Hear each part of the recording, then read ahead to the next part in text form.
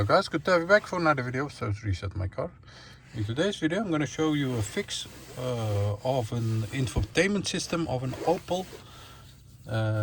This infotainment system is also available in some Peugeot and Toyota cars.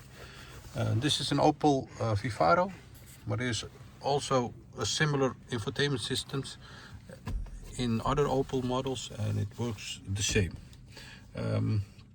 This can fix a blank screen, problems with your navigation system, or not working infotainment or media system, radio, anything you can.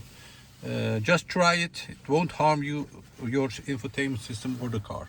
So what you need to do is have the ignition on to the second position. Then we're gonna use the phone button over here for about 10 seconds. Press and hold it.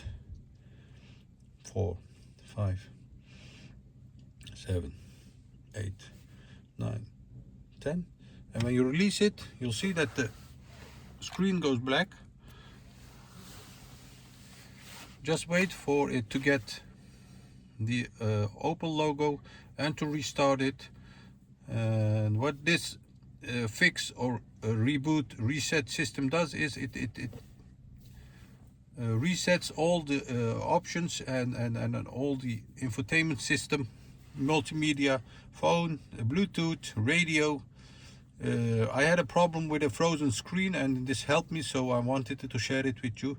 This logo appears for about 30 seconds, and after the 30 seconds the system restarts again, and you'll see, and I hope for you, that your system will work properly again.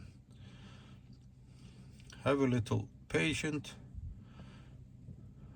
As I mentioned, this system also has other models, Opel Astra, Corsa, Toyota, Toyota vans and Peugeot vans have the same or similar looking like this infotainment system, and this trick works for all the systems.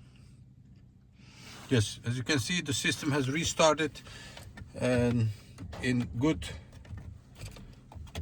and if everything goes well, your system must work good again.